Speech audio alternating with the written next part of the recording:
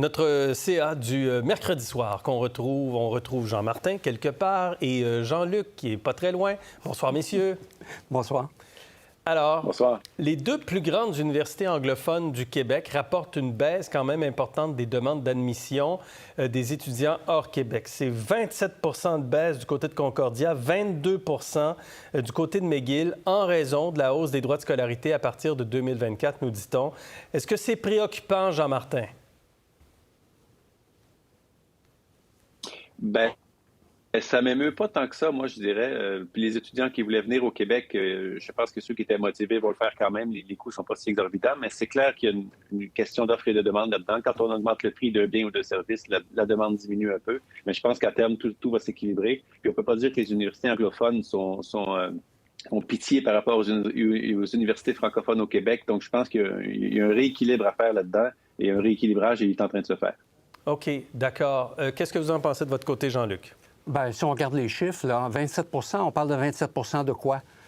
On parle de 27 de 20 des étudiants. Alors, ça fait à peu près 6, là. Qu'est-ce que vous voulez dire, là? Je vous suis pas. Bien, la proportion d'étudiants hors Québec non internationaux, c'est 20 de l'Université McGill, l'Université Concordia. Et l'université dit, ça baisse de 27. C'est pas tous les étudiants qui baissent de 27. C'est la portion non internationale et non québécoise. Ouais. Alors ça, c'est 20 Donc, c'est pas grave. Alors, ce que vous dites? Bien, ce que je dis, c'est qu'on gonfle le problème là, en parlant de chiffres et on s'aperçoit quand on défait les chiffres que c'est pas si important que ça. Okay. Maintenant, du point de vue relations publiques, on aurait pu faire mieux. Hein? Dire au reste du Canada, on ne veut pas vous avoir à Montréal, c'est pas une bien bonne idée.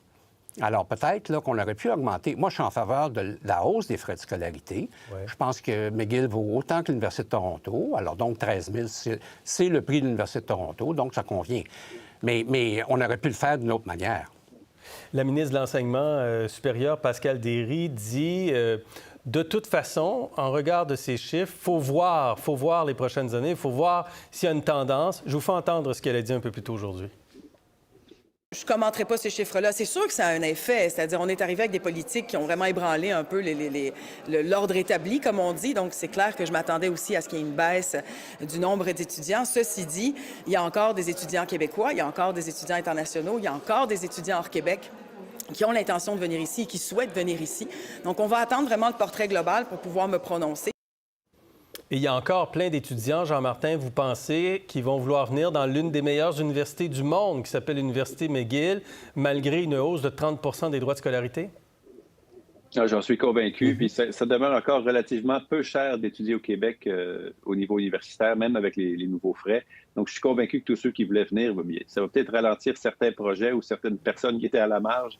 Mais en général, je pense que ce n'est pas une grande crise qui s'annonce.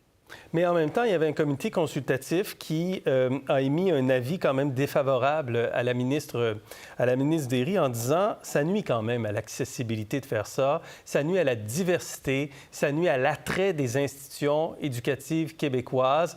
Madame Derry a dit « le gouvernement n'est pas obligé de suivre l'avis du comité en question ».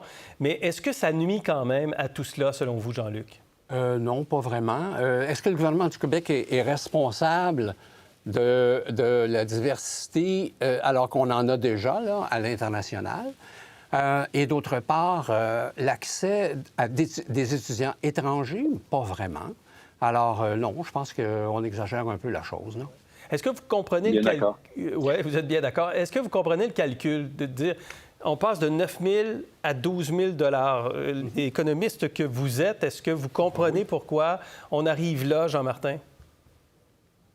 Bien, dans le cas de McGill, surtout de McGill, c'est pas une question de sous-financement parce que c'est une université qui est assez riche, mais je pense que le financement en général des universités du Québec, si une source additionnelle peut être les étudiants étrangers, on devrait en profiter. Parce qu'on parlait d'accessibilité il y a 2 secondes, là, ça devrait être l'accessibilité pour les Québécois et non pour la planète entière. Et je pense que tous les pays ont une politique assez similaire. Donc, je pense qu'en général, ceux qui veulent venir étudier au Québec peuvent encore le faire. Jean-Luc? Bien, l'Université de Toronto coûte 13 000 alors ça ne me surprend pas que le tarif soit 13. OK. Donc, c'est entendu pour vous. J'ai bien compris. On va aller sur un autre sujet qui a retenu notre attention aujourd'hui. C'est l'Institut du Québec qui a publié son bilan sur l'emploi. Travail très intéressant de la part de l'Institut du Québec. J'attire votre attention, puis on va le voir dans le graphique qui est tiré de l'étude, qui montre que chez les immigrants permanents, le taux de chômage a monté à 7,5 % alors que chez les personnes nées au Canada, ici, le taux de chômage est à peu près stable à 3,7 % Comment vous l'expliquez, cette situation, Jean-Luc?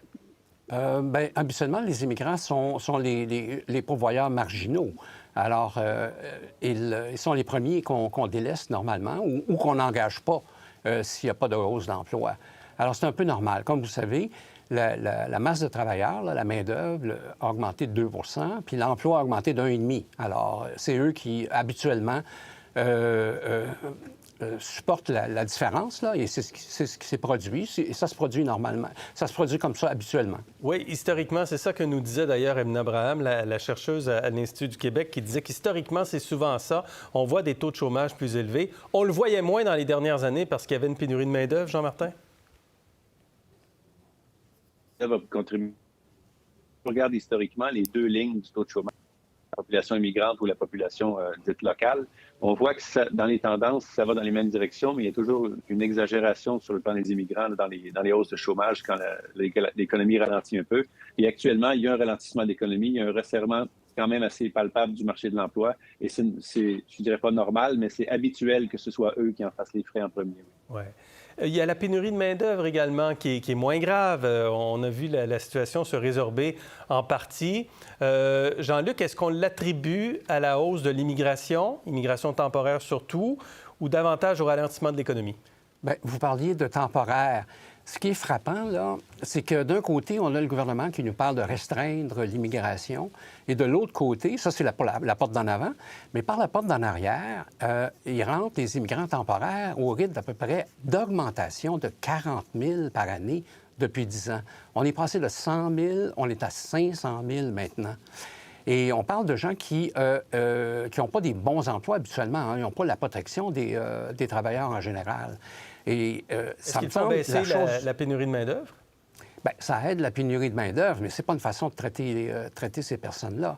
Ce qu'on devrait avoir, c'est des migrants permanents et on s'en occupe correctement. Oui. OK, je comprends le point là-dessus, mais sur la pénurie de main-d'œuvre, est-ce que d'accueillir plus d'immigrants comme on le fait présentement explique, Jean-Martin, tiens, qu'est-ce que vous en pensez, explique l'amélioration de la situation sur les postes vacants? Bien, c'est-à-dire que ça va être temporaire aussi parce que c'est cyclique tout ça. Quand l'économie va commencer à ralentir, si on a fait entrer trop de gens trop rapidement, les premiers qui vont en payer les frais, en faire les frais, c'est les populations immigrantes. Et puis la pénurie de main-d'œuvre, il y a certains secteurs où elle est plus grave. J'espère qu'il y a une adéquation entre les formations ou les orientations des nouveaux immigrants. Par exemple, dans le secteur de la construction où il y a une pénurie encore très, très flagrante et ils ne sont pas surreprésentés. Au contraire, dans cette industrie-là, alors, il y a peut-être une adéquation à mieux faire dans l'avenir. Pierre Fortin, l'économiste, dit même que de vouloir soulager la pénurie de main-d'œuvre avec l'immigration, ça ne marche pas. Parce qu'au final, on augmente l'offre, mais on augmente la demande aussi en même temps, Jean-Luc. Qu'est-ce que vous en pensez? Pas vraiment, quand même. Là. Ça aide l'activité économique en général aussi. Et les taux de consommation ne sont pas nécessairement les mêmes. Alors, je ne pense pas qu'on puisse faire une adéquation comme celle-là. OK. Qu'est-ce que vous en pensez, Jean-Martin, de votre côté? Sauf dans le domaine du loyer. C'est vrai qu'il y a beaucoup de demandes de loyers additionnels ou de logements additionnels quand l'immigration est d'1 million au Canada comme l'an dernier. C'est assez faramineux comme chiffre. Donc, il y a des endroits dans l'économie où cet afflux-là de nouvelles personnes va vraiment peser lourd sur le système. En éducation, en santé, puis en logement, ça, c'est indéniable. Un dernier mot sur la CIBC qui dit qu'il ne manquera pas, il ne faut pas construire 3 500 000 logements de plus d'ici 2030 au Canada. Il faut en construire même 5 millions en raison de la force de l'immigration. Jean-Luc, que doivent faire les gouvernements? Ce que les gouvernements auraient dû faire il y a bien des années, on ne peut pas corriger Vous savez, le marché des maisons, là, c'est le plus gros marché au Canada. Là. Ça dépasse de loin la bourse ou le marché obligataire. C'est énorme. Alors, on ne peut pas l'adapter en dedans de 2-3 ans immédiatement comme ça. Alors, ça va prendre des politiques. Bon, on sait que les zonages, par exemple, on restreint le développement dans les villes. Ça, c'est une chose importante. Évidemment, les taux d'intérêt vont aider lorsqu'ils vont baisser aussi. Et, comme Jean-Martin mentionnait, on a besoin d'entraînement pour la main-d'œuvre. Pour voir nos émissions en entier, rendez-vous sur la chaîne Ici RDI.